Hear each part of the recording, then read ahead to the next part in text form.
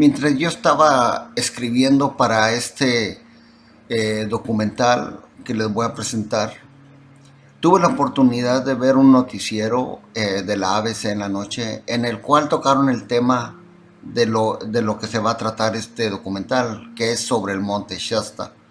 Empezaron a hablar sobre la gente, los visitantes, cómo se vive ahí, sobre todo los turistas, y sobre todo también empezaron a hablar de la espiritualidad que se vive allí, cómo llegan muchos grupos, sobre todo estos de la nueva era. Empezaron a hablar de avistamientos, inclusive de avistamientos ovni.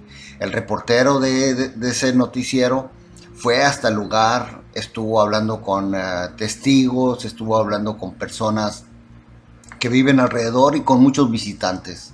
Inclusive llegó ahí a un lugar que es un convento, o es un lugar de un monasterio, perdón, un monasterio oriental.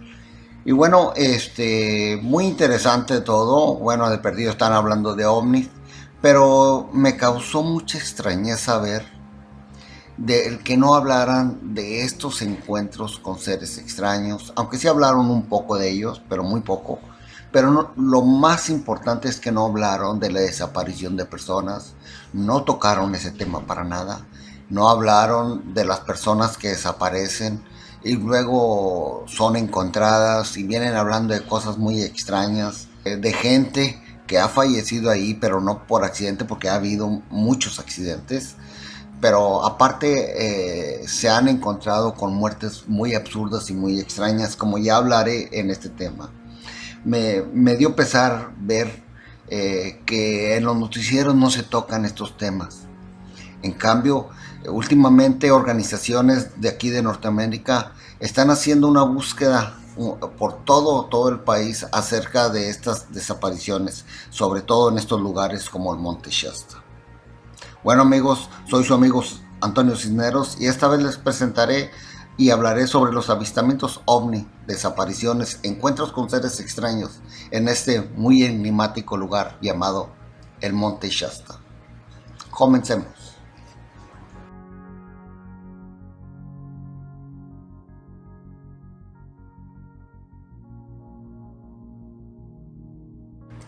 El Monte Shasta, amigos, es una formación volcánica con sus grandes picos gemelos. Se encuentra a 70 millas de la frontera entre los estados de Oregon y California, concretamente en el lado norte de California. Con una altura de 14.179 pies, el Monte Shasta es parte de la cordillera Cascada o Cascade en inglés. Es una de las montañas volcánicas del Pacífico Norte. Fue originalmente descubierto y visto primero por los exploradores españoles y poco después por exploradores rusos. En 1786 la exploración Lapérouse y luego otra por Gabriel Moraga en 1812. También se sabe que llegaron cazadores de piel de la compañía By Hudson y otros tramperos que realmente dañaron mucho la vida silvestre de aquel lugar. Hubo un informe temprano en el tiempo donde se cree que un barco español vio una erupción del Monte Shasta, pero después se supo que, o se demostró que pudo haber sido un error lo que el barco español vio. Se cree que el resplandor era de un incendio en el lugar, inclusive que fue en el lugar llamado Salmon Trinity, un área de Hamlet Hill. El volcán del Shasta se considera inactivo. Sin embargo, la investigación actual dice que es un supervolcán y que abarca una gran área y es bastante activo. El presidente Roosevelt lo designó área protegida al nombrarlo Bosque Nacional. Pero antes, durante la fiebre del oro, amigos, cambiaron muchísimas cosas, desgraciadamente para mal. Se hicieron tratados con las tribus nativoamericanas, pero estos luego fueron deshonrados. Inclusive los lugares de estos nativoamericanos fueron explotados, sus tierras sagradas fueron destruidas, todo por la fiebre del oro y sobre todo por la codicia de los colonos blancos. Para estos blancos, para esta gente recién llegada, que ellos le llaman los blancos, esta gente consideraba a los indios realmente salvajes, poco más que animales, porque según para esta gente blanca eran de esa manera, ya que no creían en su Dios cristiano. Hay archivos que dicen que fueron asesinados hasta 3.000 indígenas cuando se hizo una trampa o un engaño. Según se hablaba de un tratado para que supuestamente iba a ser pacífico, pero al parecer hicieron una trampa y todo esto fue liderado por un sobrino de un prominente político de Washington. Murieron muchísima gente. Como ven, este lugar ha corrido mucha sangre, de tribus sobre todo, o de gente nativo americana, que fue muy común en los tiempos de la conquista de Europa a América. De las tribus que estaban ahí por muchísimos siglos, antes de que el hombre blanco llegara a explorar e invadir. Estas tribus eran la Shasta, la Modoc, la Akumawi, la Wintu, la Klamath, la Okwanak, perdón, la Okanchu, que ya no existe como tribu, pero todos sus descendientes fueron despojados, dispersados. Pero estos indios todavía, al menos los indios Shasta, todavía existen. Se sabe que antes de la llegada del hombre blanco, estas tribus tenían una relación íntima y muy armoniosa con este lugar, el cual ellos lo consideraban muy sagrado, sobre todo para todas las culturas que vivían alrededor de este hermoso lugar. Las leyendas del pueblo Shasta cuentan que los grandes espíritus del cielo criaron este planeta desde los cielos con flujo de lava y fuego, luego creando grandes incendios, y las grandes nevadas empujaron un agujero desde los cielos con una roca. Muchos creen que eso quiere decir que hablaban del gran diluvio que causó grandes inundaciones. Hay muchas leyendas nativas que hablan de la creación de todo, pero todos en sí creen que la teoría de que el gran espíritu y sus familias vinieron de los cielos en una orbe o en una nube y se entremezclaron con los indígenas. Casi todas las culturas hispanoamericanas hablan de esta mezcla con espíritus o con dioses que venían de diferente forma, ya sea en orbes o en nubes del cielo. Pero ahora brinquemos en el tiempo, un poquito adelante, para empezar a hablar de lo que nos interesa.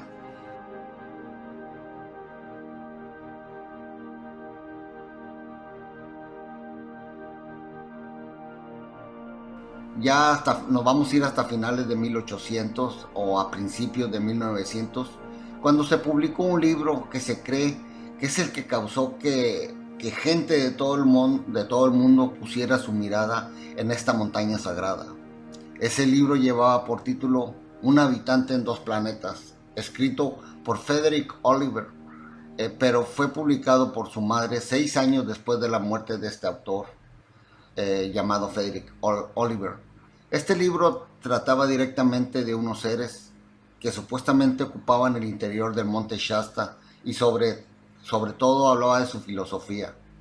Oliver, el escritor, en aquel tiempo tenía 17 años cuando escribió el libro. Vivía en Yerka, California, a solo 37 millas del monte Shasta. Oliver cuenta que una entidad llamada Philos, y llamado el tibetano, que había vivido innumerables cursos de vida desde la Atlántida y en Lemuria, también conocida, esta última Lemuria también conocida como la tierra de Mu. Él hablaba de decenas de miles de años atrás. Oliver decía que este ser era el que le tomaba el brazo, con el cual él comenzaba a escribir automáticamente, y siempre lo hacía este ser a través de Oliver. Ya con mucho miedo y muy asombrado Oliver de lo que le estaba sucediendo, al principio no le quedó otra opción que continuar con aquella escritura automática.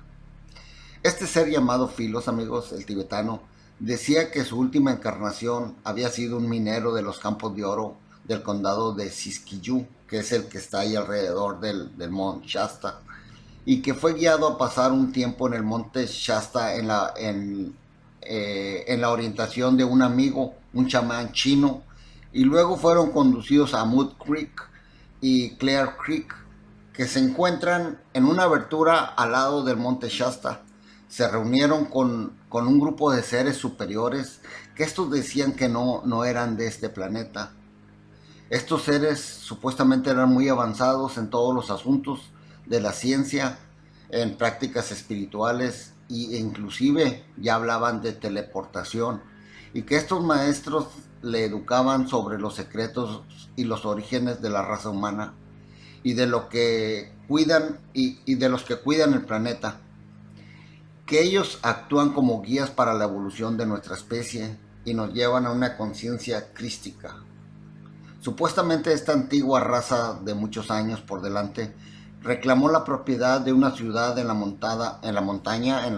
montaña del monte Shasta llamada Telos.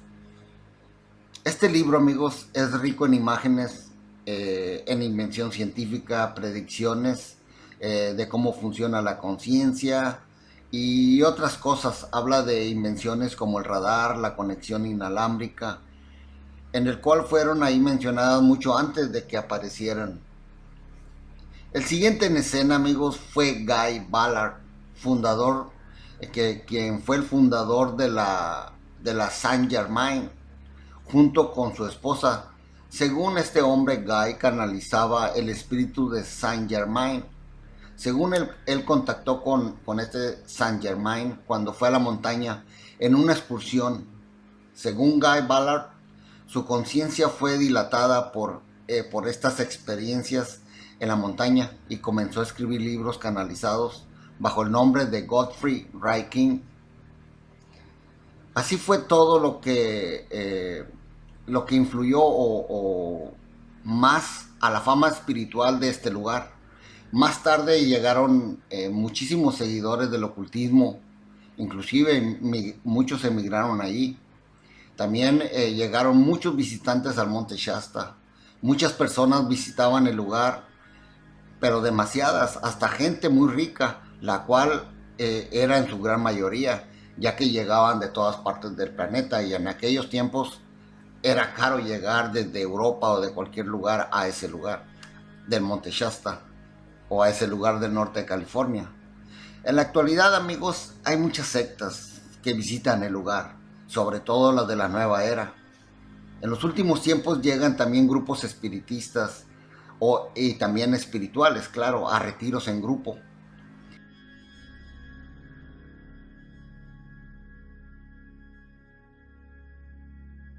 También en la actualidad hay muchas personas que afirman ver naves volando alrededor de la montaña y en sus lados, desde inclusive los residentes, perdón, desde los residentes, estos que viven alrededor de la montaña, en el condado en los condados de alrededor de la montaña, del monte Shasta, inclusive los visitantes, además todo tipo de personas, amigos.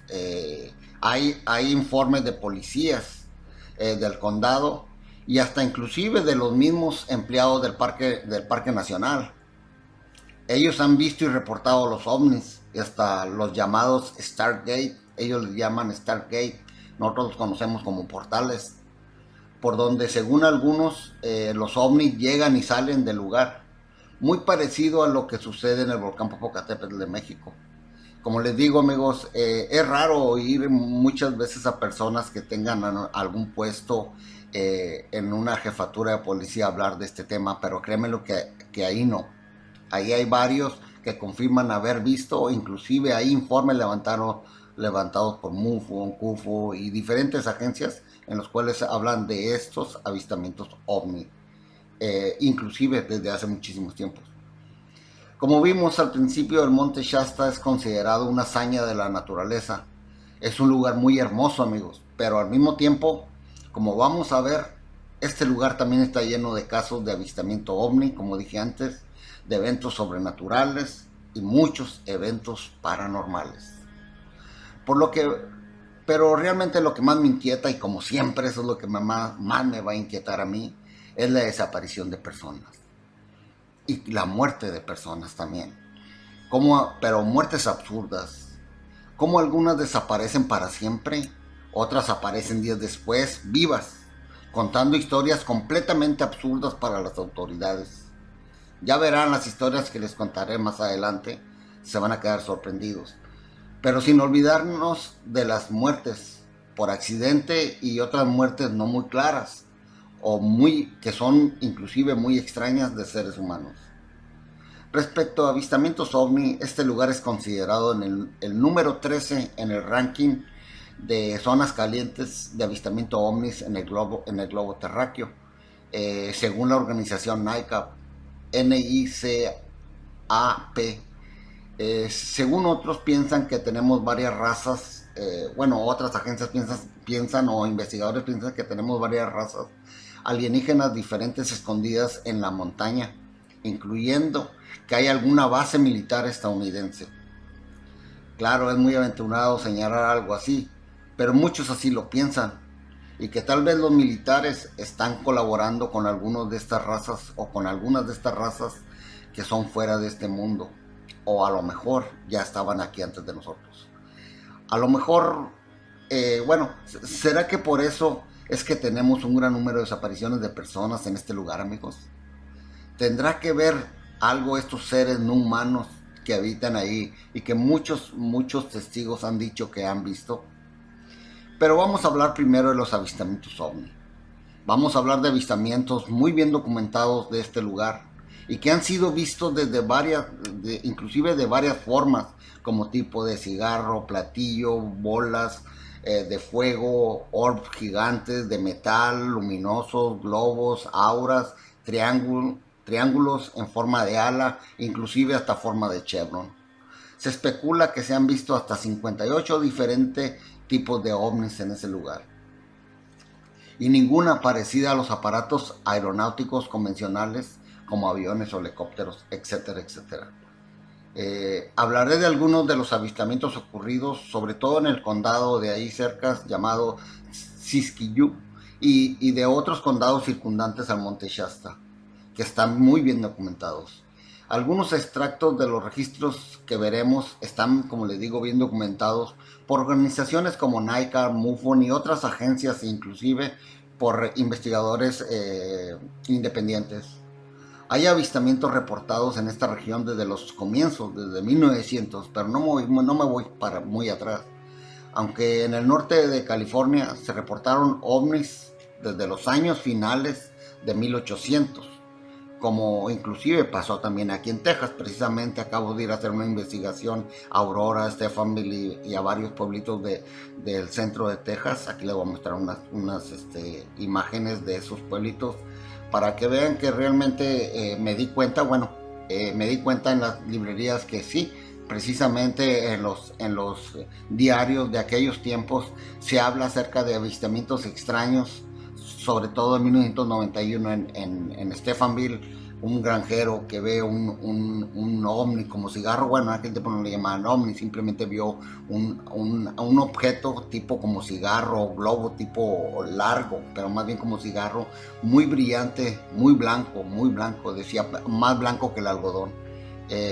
Aquí en Texas se habla de un accidente en Aurora, Texas, en 1897. Yo fui al cementerio, estuve sacando unas imágenes de allí, inclusive estuve leyendo la placa que está ahí también. El mismo Stephenville, pero ya en el 2008, se hablan de uno de los, yo creo que es uno de los avistamientos más importantes, créanmelo, de este siglo, de este nuevo siglo.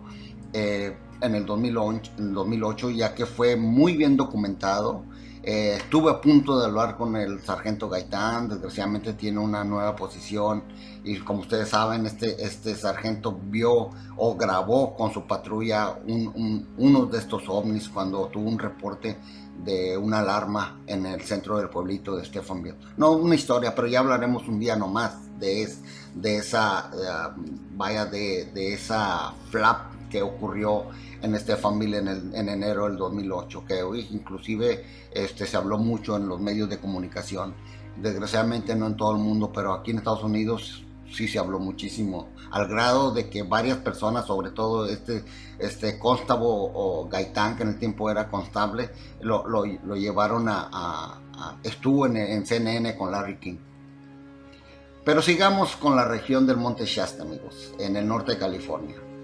Es muy sorprendente la gran cantidad de personas que fueron testigos y acontecimientos con ovnis en ese lugar. Vamos a ver, o créanme que hay avistamientos, no los podría poner todos porque son cientos y cientos de policías, carpinteros, amas de casa, mecánicos, choferes y así una gran cantidad de gente.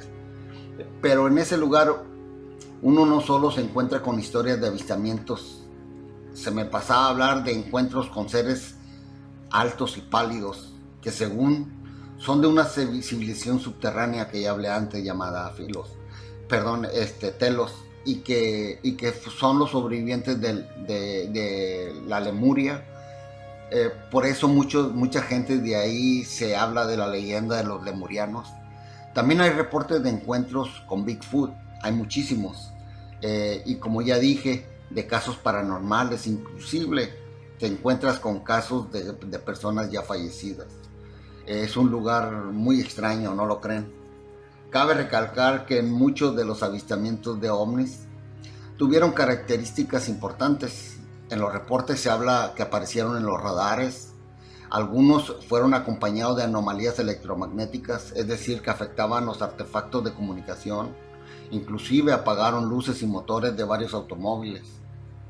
Hay algunos avistamientos considerados secretos también y siguen clasificados, sobre todo los que se hablan de la mutilación de ganado, que siempre van a estar, muertes extrañas, muertes de seres humanos muy extrañas, yo les voy a hablar de una aquí, y círculos de los cultivos que han estado ocurriendo sobre todo en el área de Red Bluff, un lugar vecino muy cercano que ha sido objeto de investigación por décadas. Ahí estuvo el proyecto Blue Book por allá en los años 60, porque hubo un avistamiento tremendo por aquellos lugares.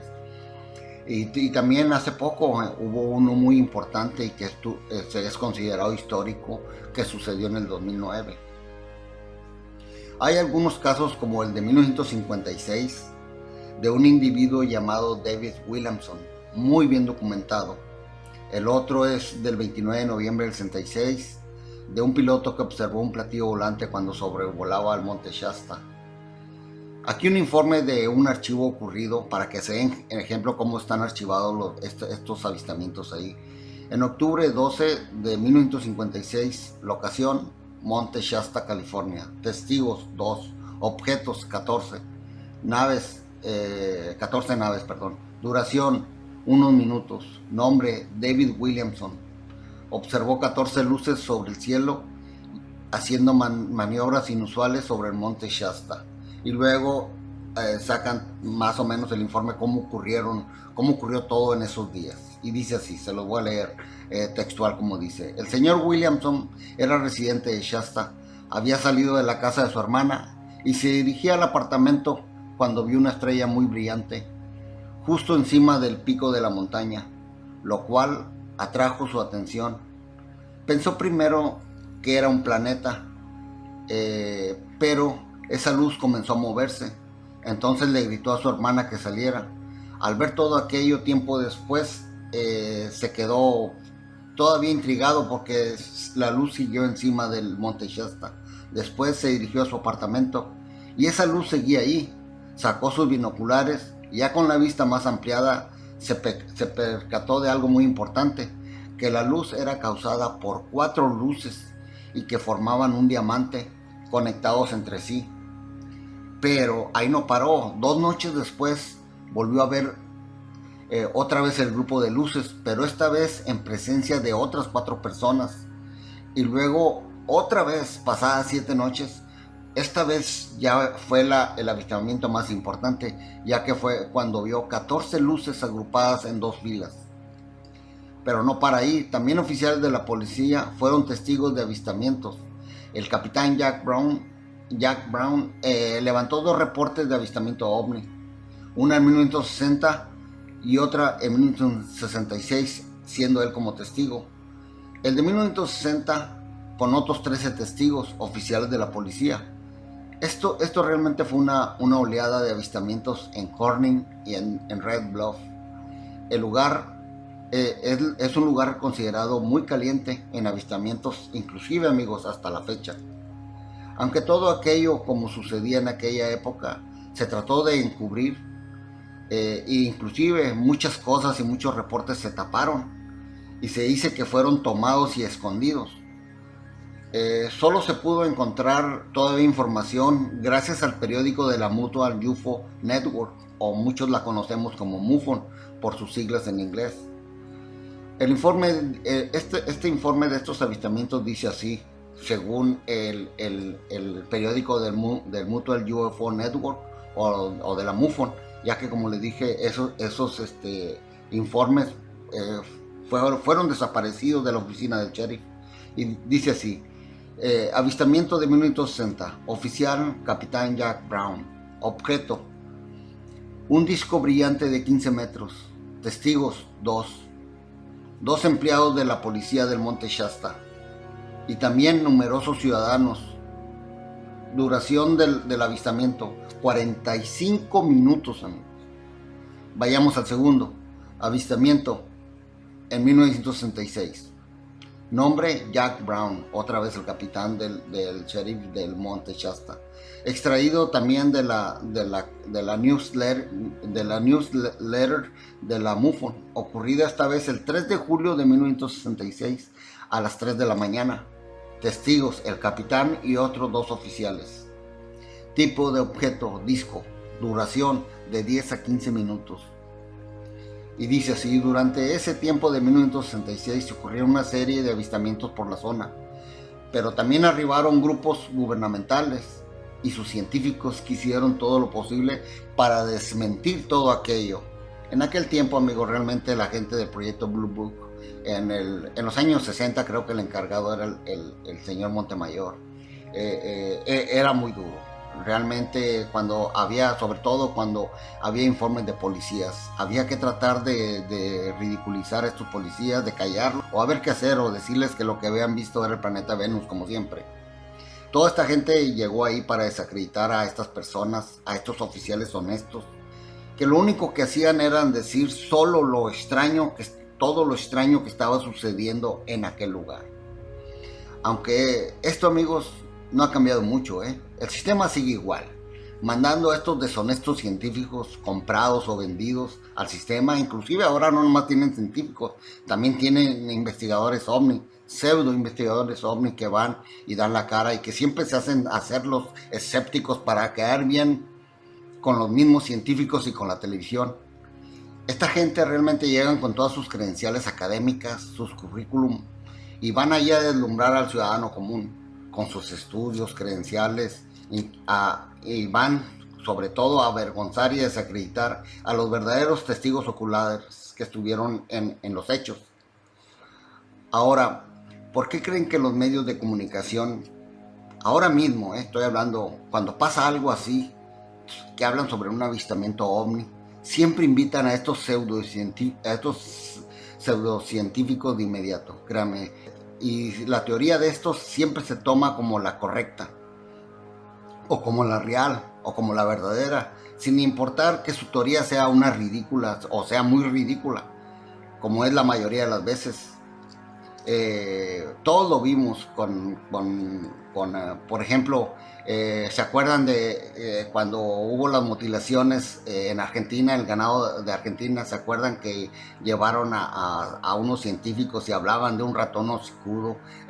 Esas, créanmelo, son cosas ridiculeces. Las mutilaciones siguen y ya no se habla de ese ratón hocicudo. Y en aquel tiempo, amigos, en todos los lugares del mundo se dio la noticia que ese era el resultado, que ese llamado ratón hocicudo era el causante de las mutilaciones de bovinos o de ganado en Argentina. Eso realmente fue ridículo, eso no se lo creía ni a su abuela. Vayamos a otro más reciente. La astrónoma del avistamiento del Popocatépetl, que fue invitada por Televisa, con aquel cilindro que supuestamente entró en el volcán, que salió con que había sido un píxel de la cámara.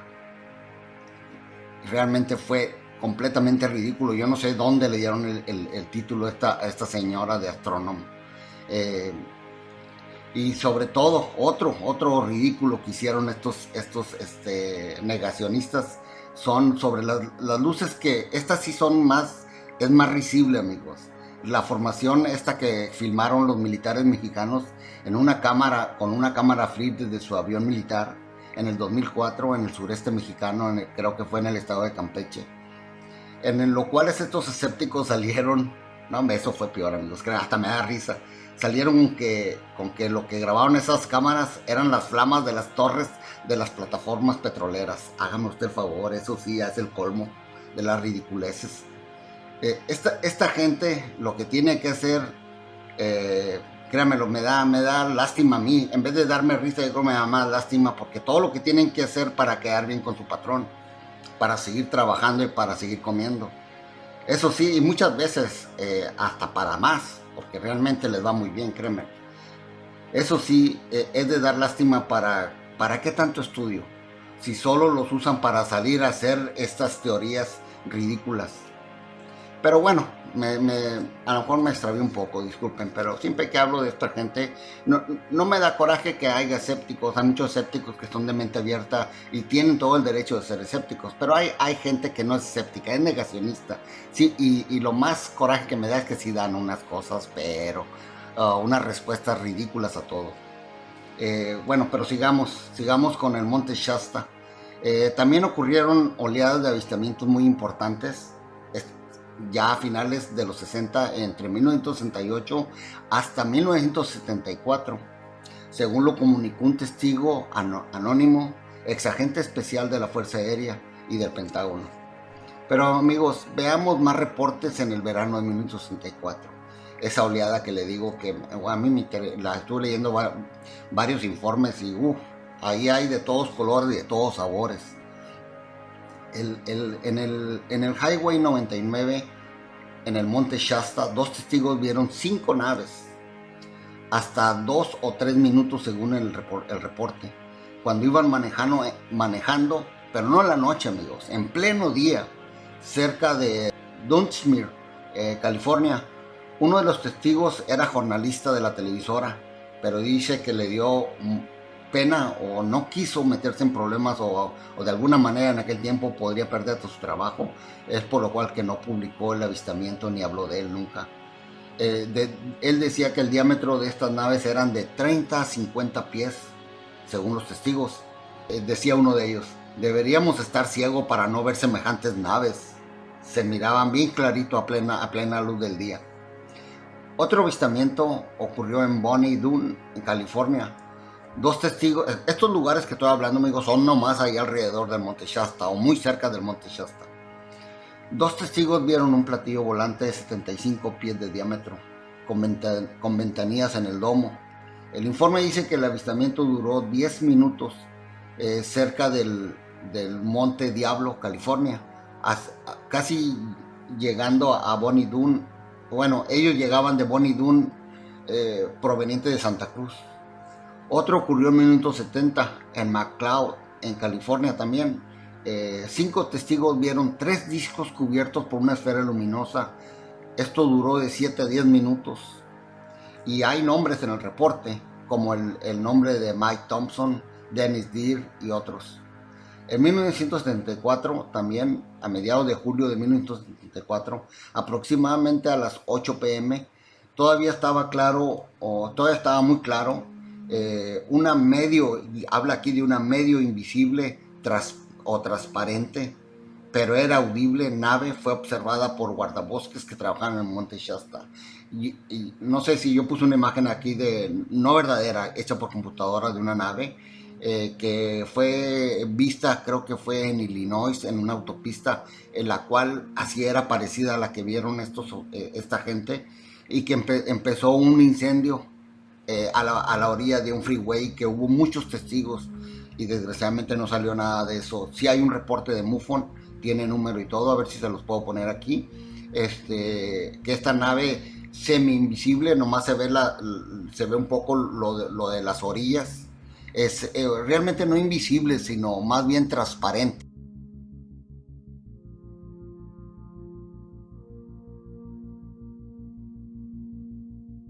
en la cual que le digo que comenzó un incendio y que hubo muchísimos avistamientos de aquel suceso.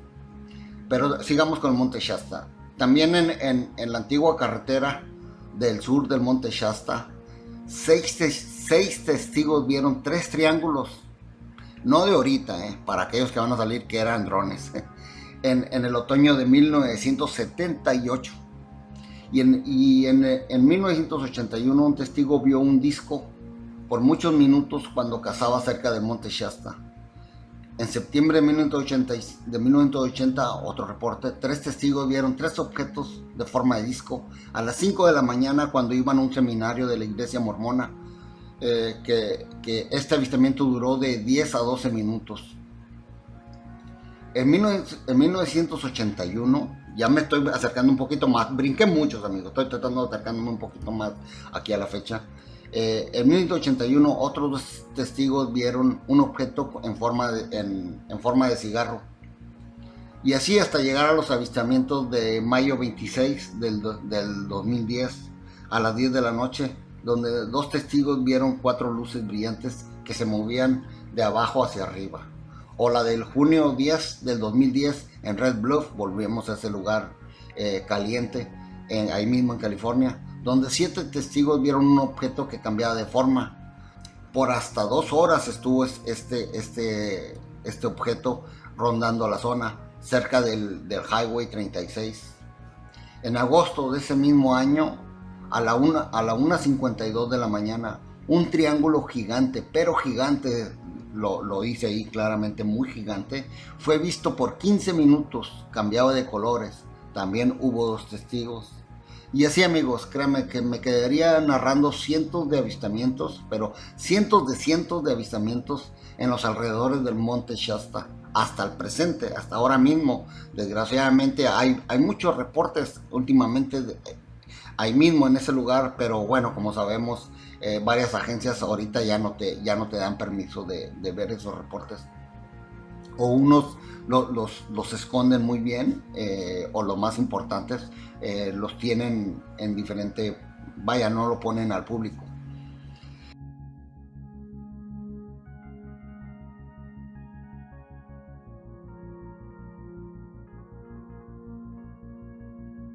Avistamientos muy bien documentados, que créame que estuve casi un día leyendo estos reportes y me faltaron mucho más. Cuando iba a un viaje y me puse a leer todos estos reportes, y son muchísimos, créemelo, todos con nombres, apellidos, pero también se habla de muchos que no salen, o sea, están borrados, siguen secretos, siguen clasificados.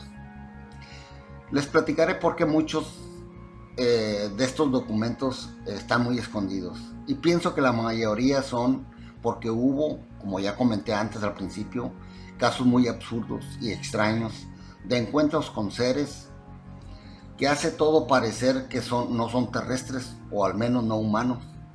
También por casos de desaparición de personas en el cual no se pudieron encontrar respuestas, como que se esfumaran en el aire. Además de víctimas de seres humanos que aparecieron muertos sin ningún tipo de explicación, como por ejemplo el caso de Michael Falvo. Con todo respeto para la familia, pero este es público, este caso es un poco triste. Michael Falvo, de 19 años, que él ascendió al monte Shasta en búsqueda de espiritualidad. Él fue con un grupo religioso de estos llamados de la nueva era. Van muchos de esta gente. Eran, como ustedes saben, son 14,000 pies de altura la subida a la montaña, y se toma como 10 horas para completar la ascensión. Después que pusieron las piedras arriba en la cumbre de la montaña, y cuando ya regresaban, Michael se quitó su camiseta, miró hacia atrás, como que entró en un tipo de trance, y volvió a mirar hacia atrás de nuevo, hacia la cima de la montaña. Luego siguió a quitarse los zapatos, pero aquí lo extraño es que empezó a correr y empezó a subir de nuevo. Muy extraño, porque la mayoría ya venía cansado. No le dieron mucha importancia, porque todo esto al parecer no tenía ningún tipo de sentido. Inclusive los mismos compañeros que fueron el grupo Decían que no tenía sentido, pero tampoco le pusieron mucha atención, ya que era un chico, era un joven. Imagínense, un chico que ya regresaba, sube de nuevo a la cumbre sin camiseta ni zapatos, a un lugar donde la temperatura, amigos, se desploma en la noche hasta 10 grados, Fahrenheit en la noche. Estamos hablando de varios grados centígrados bajo cero. Él sin nada que lo proteja de los elementos naturales y mortales del clima de ese monte Shasta en las noches. Michael llegó al punto en su delirio que se cree que se desmayó y luego, por supuesto, que murió de exposición. Sus padres no podían creerlo, las autoridades menos, al ver que todo aquello no tenía ningún sentido. Era muy absurdo. Pensaron que se había tratado de alguna droga que hubieran ingerido, pero se equivocaron todos. Los padres también pidieron una segunda prueba para ver si su hijo tenía algún tipo de droga en el cuerpo, lo cual salió negativo. Ni siquiera alcohol este joven había ingerido, según la sangre en la autopsia. Esto planteó más preguntas del por qué Michael pudo ser persuadido a subir a la montaña, amigos. Sobre todo a subir de nuevo, porque ya recuerden, él ya venía hacia abajo, y aparte de que ya era tarde y ya casi era de noche, todo el mundo sabe de las inclemencias del tiempo y cómo cambian los tiempos ahí arriba. Se cree que como si algo o alguien o algunas fuerzas invisibles e inexplicables lo hubieran atraído hacia arriba. El monte Shasta, según Dustin Neer, autor de las leyendas del monte Shasta, y también según los habitantes de esa zona, se cuenta la tradición que esta zona ha estado habitada desde el final de la Edad de Hielo, y que los habitantes de la zona siempre veneraron esta montaña sagrada debido a la energía espiritual que hay ahí. Además hay otra hipnoterapeuta llamada, o así le llaman, hipnoterapeuta y shamanic, llamada Ashalin, porque hay muchas de estas que van ahí, inclusive llevan grupos. Todos los grupos tienen un gurú o va alguien que es el líder de ellos. Ella comenta que en la actualidad el monte Shasta es mundialmente conocido como un lugar con un vórtice de energía espiritual que hace que gente de todo el mundo venga a buscar esa energía espiritual allí al monte Shasta. Pero hay una pregunta: si en realidad hay una gran energía, ¿es una fuente de energía benigna o es una fuente oscura? Porque como verán más adelante, no solo es el extraño incidente que le pasó a Michael Falvo, lo ocurrido en este muy enigmático lugar. En agosto del 2000, y estoy escogiendo unas nomás, así al azar las escogí, porque hay muchas. En agosto del año 2000, una mujer recientemente enviudada fue a un retiro espiritual también, buscando consuelo a esa legendaria montaña. Su nombre, Rosemary Consett, era una mujer de 70 años de edad que había llevado una vida difícil. Ella y su esposo habían tenido un accidente vial, en el cual su esposo perdió la vida según amistades. Ella iba en este retiro espiritual de una semana a recuperarse de la tragedia y a limpiar su energía espiritual en este hermoso y frondoso bosque del monte Shasta. Se dice que ella una mañana quería estar sola para meditar y poder estar en comunicación con su esposo, según ella. No caminó mucho, la gente la miraba, cruzó un hermoso lago que estaba enfrente de ellos, y ella estuvo en el otro lado del lago. Ahí se sentó sobre una piedra y fue la última vez que se le vio más. Desapareció para la puesta del sol. Al ver que Rosemary no regresaba o no estaba más en ese lugar, los compañeros del grupo llamaron a los rescatistas y comenzaron de inmediato una intensa búsqueda de 150 personas rescatistas. Estuvieron peinando la zona, lagos, bosques y nada, todo alrededor y mucho más alrededor, en lo cual la habían visto no hace mucho y de repente de un momento a otro se les desapareció. Según el informe, estuvieron buscando con gran tecnología y con rastreadores humanos y caninos cada milla cuadrada de ese bosque y nada, como si se hubiera desvanecido en el cielo o en el aire.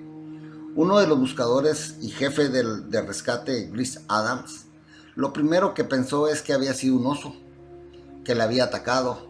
Es la teoría más lógica. Con el tiempo, él mismo se fue dando cuenta de que esto sería casi imposible, ya que con la experiencia que él tiene, él dice que los osos en verdad comen casi de todo, pero no ropa, ni los zapatos, ni mochilas. Hubiéramos encontrado rastro de ello y nada. Estoy seguro que si hubiera sido un oso, con tantos días que estuvimos buscando, hubiéramos encontrado algún rastro en ropa, la mochila, joyas, los zapatos, pero nada de eso se encontró por ningún lugar. Además, no encontramos rastros de lucha, ninguna escena de sangre, ni mechones de pelo, ni piel. Todo eso se deja cuando un ser humano se defiende de un animal salvaje. Dice este rastreador profesional, además se buceó en el lago, se buscó hasta el último, vaya, hasta el último rincón y no se encontró nada, nada. Según él, todo indica que Rosemary desapareció en el aire. No hay huellas de ella o de animales que seguir. Es todo muy extraño. Por eso, amigos, que estos archivos no salen mucho a la luz pública, porque son demasiado extraños. Otro caso interesante y muy extraño también es la desaparición del alpinista Carl Anders, de 69 años. En esta misma montaña, durante una excursión con sus amigos, ellos llegaron a un lugar llamado 50-50 o 50-50. Es un lugar en la montaña donde los alpinistas pueden parar y descansar antes de llegar a la cumbre. Según sus amigos Mill Gaines y Barry Gilmore, Carl se quejó de algo de dolor de cabeza y dice que se les adelantó tantito nomás hacia el lago Helen, y sus amigos ahí le perdieron el rastro. Ahí realmente jamás se supo más de él. Carl fue descrito como un montañista y escalador con mucha experiencia, por lo que sus amigos siempre creyeron que era poco probable que se cayera.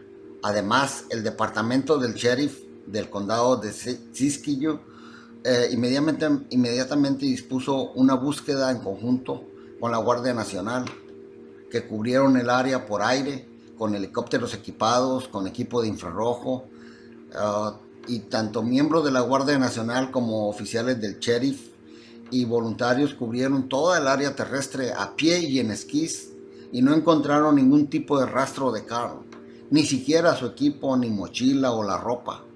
Otra vez el jefe de la búsqueda, Chris Adams, le comentó a este autor, David Paulight, que en sus 35, decía Chris Adams, que en sus 35 años de experiencia había sido testigo de extrañas desapariciones, y al parecer esta de Carl era otra de ellas. Siguió comentando Chris Adams, este rastreador y buscador de gente desaparecida. Dice, llevamos unos caninos que no pudieron encontrar el rastro de Carl por ningún lado.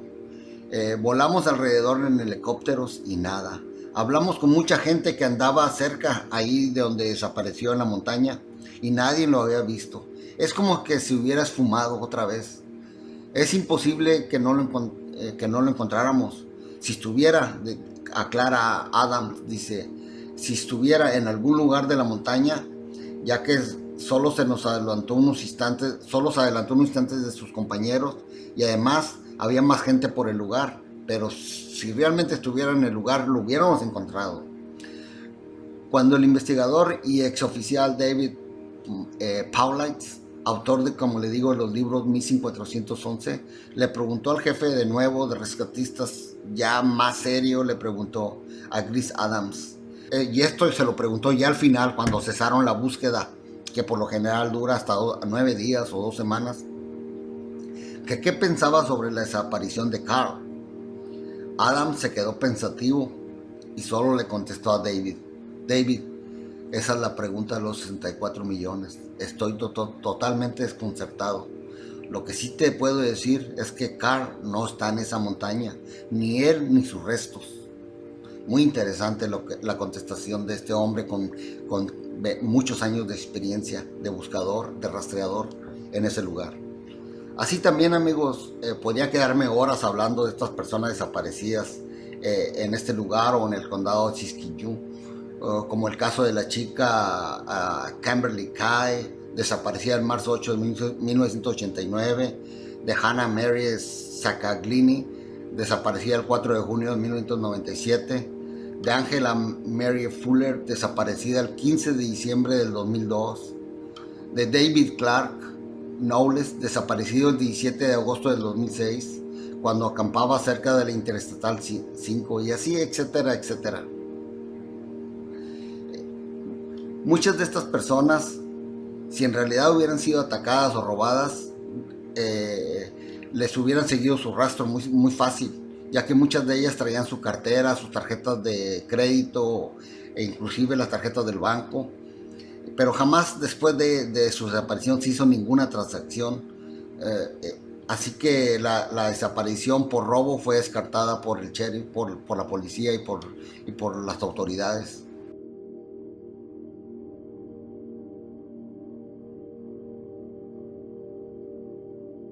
Pero también hay unos casos donde las personas que desaparecen, amigos, luego aparecen o son encontradas días, inclusive semanas después.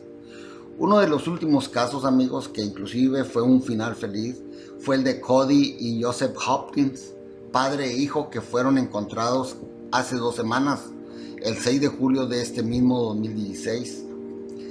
Hace unos días fueron encontrados ellos por los grupos de rescatistas y por oficiales del Highway Patrol de California y por los guardabosques y, claro, por muchos voluntarios con equipos de rastreadores humanos y caninos y con los helicópteros equipados que venimos hablando con la más avanzada tecnología de detección, los mismos que se han usado con los otros casos que hablé anteriormente, en los cuales no hubo mucha suerte. Esto apoya la teoría de muchos buscadores que comentan que todo se puede encontrar, pero que solo cuando hay casos realmente muy extraños, ni con todo el equipo, ni con toda la tecnología que tengamos, vamos a ser capaces de encontrarlos. O cuando haya algún tipo de caso como de estos que entre comillas llamados absurdos. Este caso que quiero compartir con ustedes ahora, amigos, es uno de los más absurdos. Y créanmelo que si no hubiera oído de los propios labios de la abuela que se presentó en una entrevista con George Knapp y con David Paulich, y que David Paulich inclusive lo relató este caso en uno de sus libros. En una de sus apariciones con George Knapp, el 17 de marzo de 2013, este señor David Paulich habla de este muy extraño caso, sucedido en el Monte Shasta también. Comentó que en septiembre 2 del 2011, una familia estaba acampando cerca de la base del Monte Shasta, al lado del río McCloud. Era tarde ese día, algo así como las 5:30 o 6:30 de la tarde. Pero pasó algo inusual. Un niño de 3 años, ya casi 4 años, desapareció solo en unos segundos. Lo perdieron de vista unos segundos y desapareció, ya que se separó un poquitito de sus padres. La familia de inmediato se consternó y pidió ayuda, ya que sabían que en ese lugar habían ocurrido muchas desapariciones, pero lo encontraron 5 horas después, escondido entre unos arbustos, como esperando a alguien.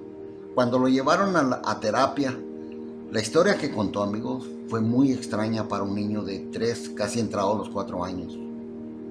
Los padres luego la abuela también comentó ya en la entrevista que el niño les platicó que vio que esta última, o sea, la abuela, estaba en el bosque y que lo estaba esperando cuando la abuela no fue con ellos, y que le dijo que si quería caminar. Dice, ¿quieres caminar conmigo? Y el niño consintió. Después dice el niño que lo llevó a una cueva. Ella sacó un papel, el niño decía un papel sticky, o sea, lo que nosotros llamamos un papel pegajoso. Y según ya en las palabras, siempre en las palabras del niño, dice que su abuela, aquella abuela, la falsa, la que vio en el bosque, le ordenó hacer popó en este papel pegajoso. Y que él le contestó que no podía. En eso el niño también en sus palabras dijo que su abuela se enojó y que, le volvió a decir que lo tenía que hacer. En eso el pequeño dice que vio que su abuela se miraba rara de los ojos. Dijo que después que ella le parecía que era como un robot de su abuela. Eso lo comentó la abuela verdadera del niño, que la llaman Capi. Y dice que su nieto es muy niño para entender y saber algo de eso, ya que ellos nunca han platicado nada sobre eso delante de él. Pero que a pesar de que solo tiene 3 añitos, casi 4, se dio cuenta de que esa señora que decía ser su abuela no era humana. Continúa la abuela comentando que después de las 5 horas que ya encontraron al niño, que el niño fue encontrado, solamente media milla después de donde había desaparecido, dijo que ya era de noche y que no sabía que el niño decía que no sabía qué estaba haciendo allí, que estaba sentado como esperando a alguien. Dice el entrevistador, amigos, el niño tiene 3 años y 4 años, yo ya hablé también, y se sale con una historia como esta. Pues hágame usted el favor, dice George Knapp. Al principio que lo encontraron, primero no le dieron mucha atención a todo eso, pero días después, primero sus padres le preguntaron que dónde había estado, y después que había pasado el trauma, y fue cuando el niño les empezó a contar esa historia varias veces. Así que ellos se preocuparon, pero volvieron ocupados por su trabajo y todo eso. No profundizaron en todo aquello, pero sí vieron un cambio en su hijo, un cambio que ellos sí lo notaron.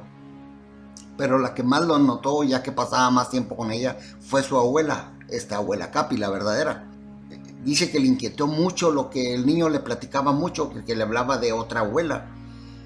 Cuando ella le preguntó si le podía hablar más de esa abuela y de si le podía platicar más de cuando estuvo perdido aquel día en el bosque. Entonces el niño le comenzó a decir que su otra abuela, Capi, así con esto es lo que dice textualmente lo que dice el niño. Dice que su otra abuela, Capi, lo agarró y lo llevó a un lugar muy feo, decía. Pero ella es un robot, abuelita, continúa diciendo. Era una cueva con arañas y había monederos y armas. Tenía mucho miedo, así que no toqué nada. Pero cuando subió la escalera, yo vi que era un robot. Y habían más robots, pero no se movían. Dice la abuela que siguió comentando el niño. Luego ella me dijo que me acueste y ella vio mi pancita. Entonces ella sacó el papel pegajoso o sticky, como dice el niño, y trató que yo hiciera pu en el papel. Pero yo no podía, abuelita. Continuó el niño diciéndole a su abuela que la otra abuela me dijo que yo era del espacio, que ella me puso en la pancita de mi mami. Entonces ella me llevó de nuevo al río y me dijo, espera aquí, hijo, alguien te va a venir a encontrar. Y me dejó debajo de aquel arbusto hasta que llegaron ustedes y me encontraron. Hasta que llegaron los policías y me encontraron, dice. Realmente así fue como lo encontraron, amigos. Además el niño le dijo a su abuela que su otra abuela tenía su mismo pelo, su misma cara y sus mismos pies. Es un niño. Y a mí se me hace bien extraño ahora. Es muy absurda, créanme, es muy absurda y demasiado extraña esta historia. Para que un niño que nunca le habían hablado de esto, nunca sus padres ni su abuela le hablaran de esto tampoco. Los escépticos van a decir, sí, pero hay mucha televisión, las caricaturas y todo eso, pero vaya, lo que les comentó este niño fue algo muy extraño, ya que al menos sus padres dicen que los asombró muchísimo. Pasa mucho tiempo con su abuela y su abuela lo conoce muy bien, así que no. Y además, amigos, hay muchos casos parecidos a este en los libros de Missing 411, que desde ahorita se los recomiendo. Hay muchos casos bien extraños. Su abuela en la entrevista con George Knapp y David Powlett, en esta vez que estaba comentando todo esto, comentó que ella tiene la impresión de que su nieto podría haber estado hablando con un holograma, según como su nieto describe que ya que esta abuela tenía como una luz brillando alrededor de ella.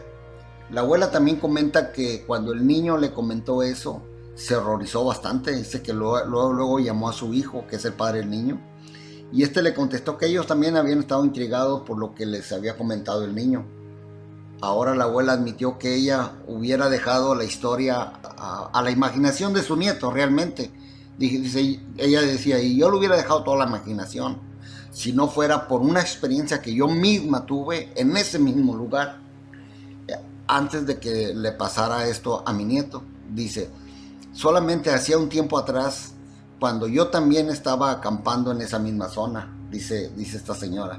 Ella dice que, dice que despertó en la mañana fuera de su tienda de acampar y de su saco de dormir, con la cara hacia abajo, hacia la tierra, y que tenía una herida punzante en la parte posterior de su cabeza, y dijo que ese día se sintió muy enferma, que se sintió carente de emoción, pero pensó que a lo mejor había sido mordida por una alimaña o por una araña venenosa, y que un amigo en el mismo camping le sucedió lo mismo que ella, que amaneció con una herida muy similar. Y él también se sintió muy enfermo ese día. Ella añadió que lo único que recordaba era una cosa extraña que veían a través de los árboles que brillaba esa noche anterior antes de dormir, pero pensaron que eran linternas. Después vieron lo que parecían ojos rojos, pero pensaron que también eran los ojos de los ciervos. Hasta la mañana siguiente, que amanecieron con las extrañas heridas y ella afuera de su tienda. Otra cosa que recordaba de esa noche esta señora es un silencio inusual que había en el lugar, y también recuerda 2 cuervos que ellos se les hizo raro que no volaran y que estuvieran ahí todo el tiempo.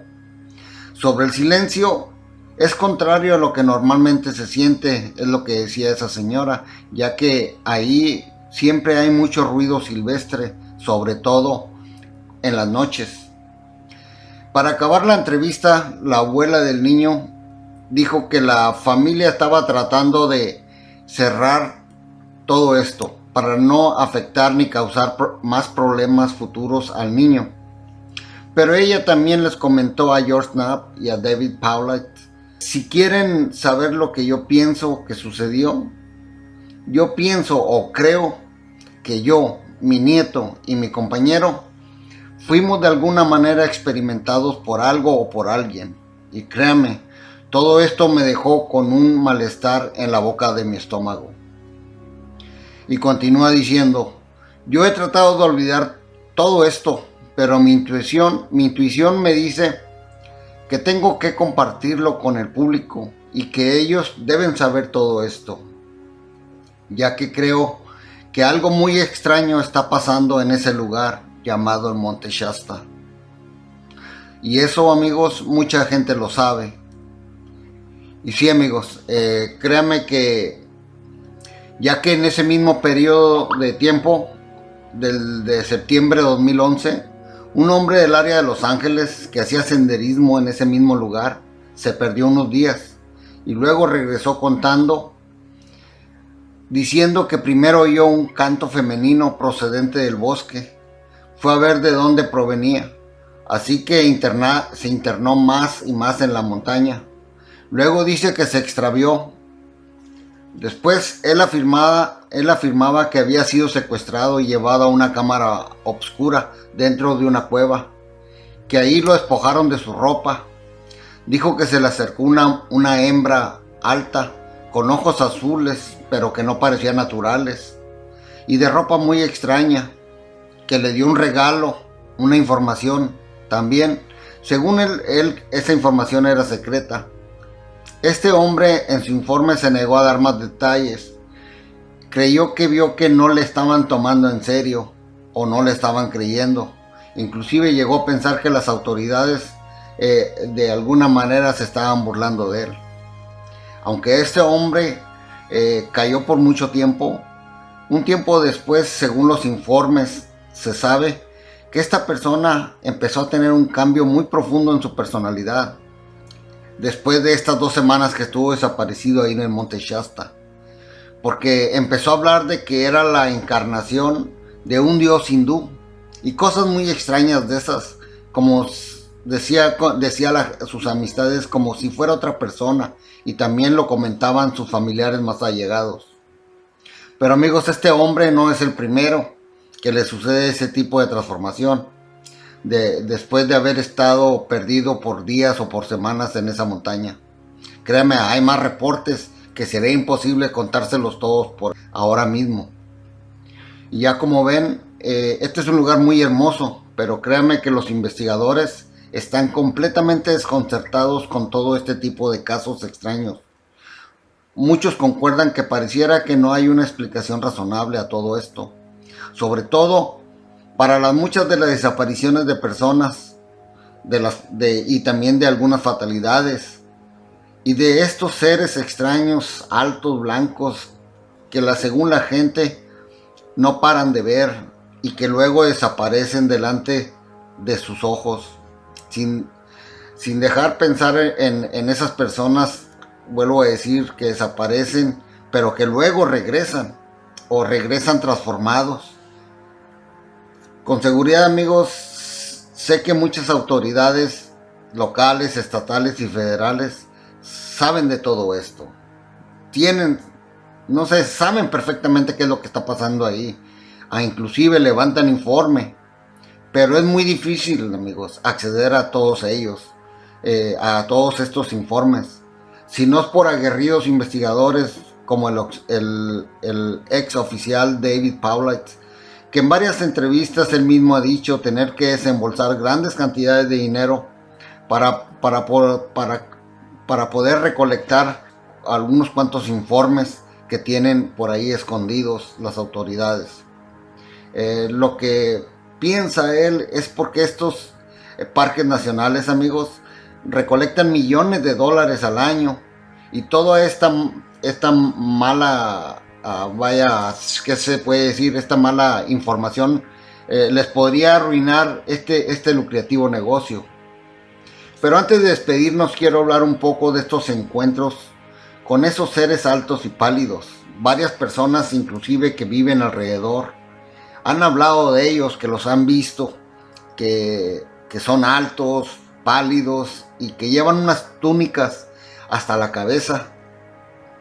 Muchos testigos dicen haberlos vistos en el bosque de la montaña y luego desaparecer, como les dije antes, delante de sus ojos. Algunos piensan que son seres ascendidos, otros creen que son los lemurianos famosos, inclusive algunos creen que son espíritus malignos, inclusive algunos creen que son hasta demonios. Muchos de los cristianos de las religiones o en las iglesias que hay cerca de por aquel rumbo, si uno les pregunta, ellos creen que realmente que lo que se encuentra en esa montaña no son otro más que espíritus malignos y hasta demonios, como dije antes. Muchos de ellos piensan que ellos son los verdaderos causantes de las desapariciones de personas, pero la verdad, amigos, nadie lo sabe. Todo queda en suposiciones y teorías. Una de las teorías más comentadas es que, como les dije antes, son los lemurianos, que habitan en una legendaria ciudad subterránea llamada Telos, que se encuentra muy abajo dentro de esa sagrada montaña. Esto tuvo más divulgación después de la experiencia de Frederick Oliver Spencer y también después de que su madre publicara su libro a principios de 1900. Se cree que desde ese entonces se vincula a los lemurianos a este sagrado monte. Pero en la realidad de todo esto, obvio que nunca habrá pruebas. Solo las personas que se perdieron y que regresaron sabrán que hay más allá, que hay adentro de esa montaña. Si tú un día llegas a visitar este hermoso lugar, amigo, te recomiendo ir en grupo y no te separes de él, y que vayas bien preparado. Muy importante que vayas con todo el equipo que venden para el senderismo, sobre todo llevar transpondedores y una brújula para en dado caso de que te llegues a perder. y puedan localizarte. Y también evitar alguna lamentable experiencia como de las que hemos hablado ahora, ya que estos lugares son muy hermosos, con paisajes que son una delicia para tus ojos. Así que yo sí los invito a ir, solamente con mucho cuidado. Créanme, son lugares hermosísimos, no hay como estar ante la naturaleza.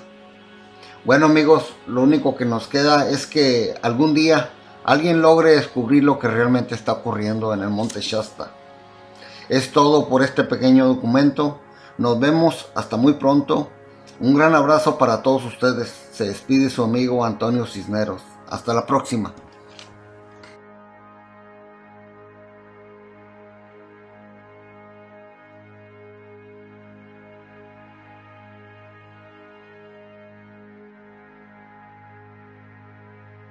Corrido mucha sangre de tribus sobre todo o de gente nativo americana que fue muy común en los tiempos de la conquista de Europa a América. De las tribus que estaban ahí por muchísimos siglos antes de que el hombre blanco llegara a explorar e invadir. Estas tribus eran la Shasta, la Modoc, la Akumawi, la Wintu, la Klamath, la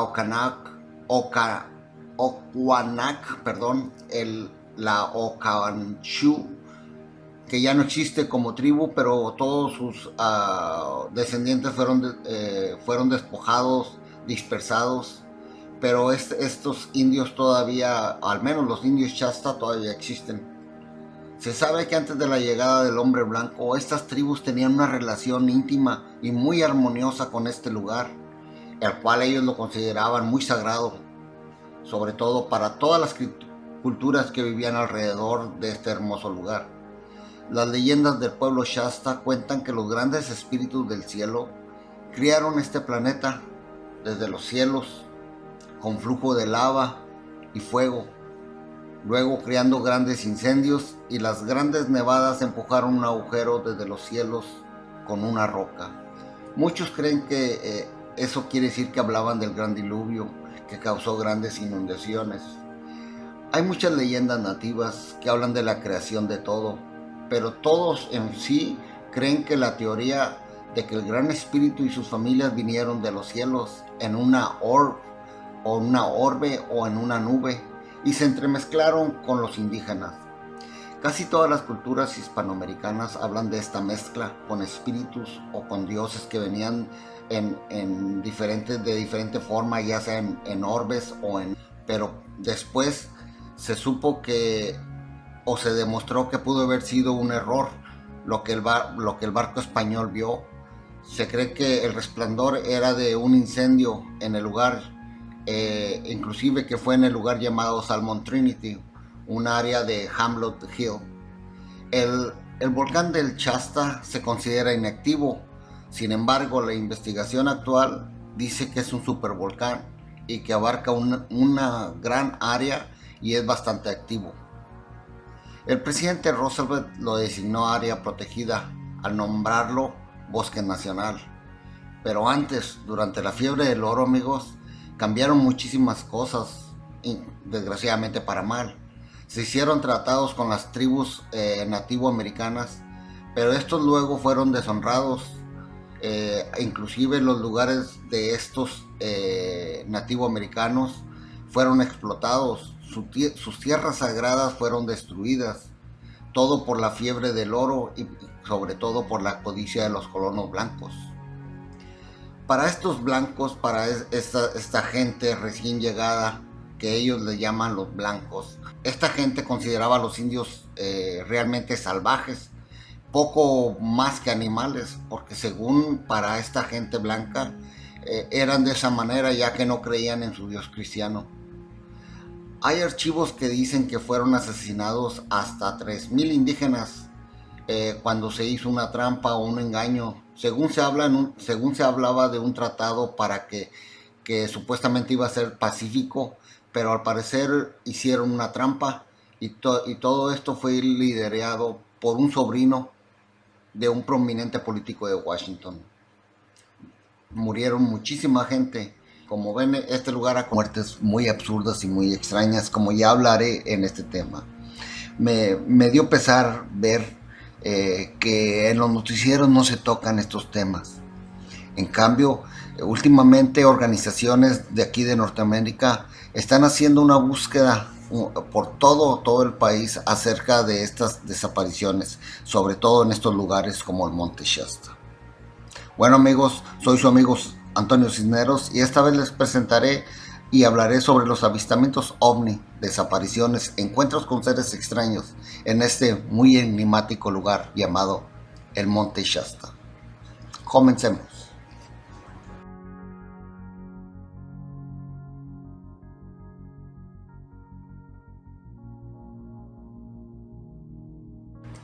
El Monte Shasta, amigos, es una formación volcánica con sus grandes picos gemelos.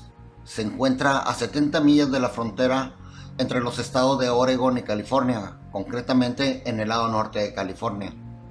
Con una altura de 14.179 pies, el Monte Shasta es parte de la cordillera Cascada o Cascade en inglés. Es una de las montañas volcánicas del Pacífico Norte. Fue originalmente descubierto y visto primero por los exploradores españoles y poco después por exploradores rusos. En 1786 la exploración Lapérouse y luego otra por Gabriel Moraga en 1812. También se sabe que llegaron cazadores de piel de la compañía By Hudson y otros tramperos que realmente dañaron mucho la vida silvestre de aquel lugar. Hubo un informe temprano en el tiempo donde se cree que un barco español vio una erupción del Monte Shasta.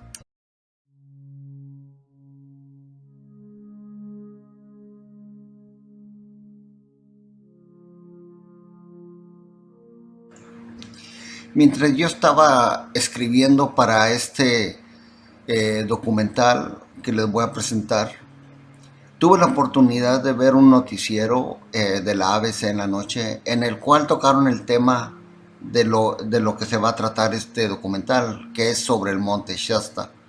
Empezaron a hablar sobre la gente, los visitantes, cómo se vive ahí, sobre todo los turistas, y sobre todo también empezaron a hablar de la espiritualidad que se vive allí, cómo llegan muchos grupos, sobre todo estos de la nueva era. Empezaron a hablar de avistamientos, inclusive de avistamientos ovni. El reportero de ese noticiero fue hasta el lugar, estuvo hablando con testigos, estuvo hablando con personas que viven alrededor y con muchos visitantes. Inclusive llegó ahí a un lugar que es un convento o es un lugar de un monasterio, perdón, un monasterio oriental. Y bueno, muy interesante todo. Bueno, de perdido están hablando de ovnis, pero me causó mucha extrañeza ver de que no hablaran de estos encuentros con seres extraños, aunque sí hablaron un poco de ellos, pero muy poco. Pero lo más importante es que no hablaron de la desaparición de personas, no tocaron ese tema para nada, no hablaron de las personas que desaparecen y luego son encontradas y vienen hablando de cosas muy extrañas, de gente que ha fallecido ahí, pero no por accidente, porque ha habido muchos accidentes. Pero aparte se han encontrado con nubes del cielo. Pero ahora brinquemos en el tiempo, un poquito adelante, para empezar a hablar de lo que nos interesa.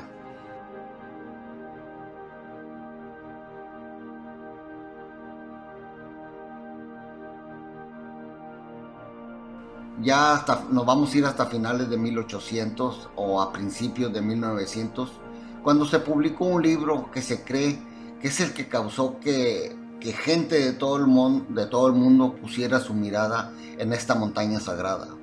Ese libro llevaba por título Un habitante en dos planetas, escrito por Frederick Oliver, pero fue publicado por su madre 6 años después de la muerte de este autor, llamado Frederick Oliver.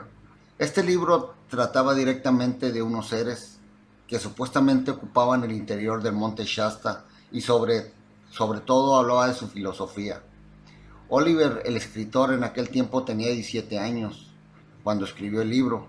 Vivía en Yerka, California, a solo 37 millas del monte Shasta. Oliver cuenta que una entidad llamada Filos, y llamado el tibetano, que había vivido innumerables cursos de vida desde la Atlántida y en Lemuria, también conocida, bueno, esta última Lemuria también conocida como la Tierra de Mu. Él hablaba de decenas de miles de años atrás. Oliver decía que este ser era el que le tomaba el brazo, con el cual él comenzaba a escribir automáticamente, y siempre lo hacía este ser a través de Oliver. Ya con mucho miedo y muy asombrado Oliver de lo que le estaba sucediendo, al principio no le quedó otra opción que continuar con aquella escritura automática. Este ser llamado Filos, amigos, el tibetano,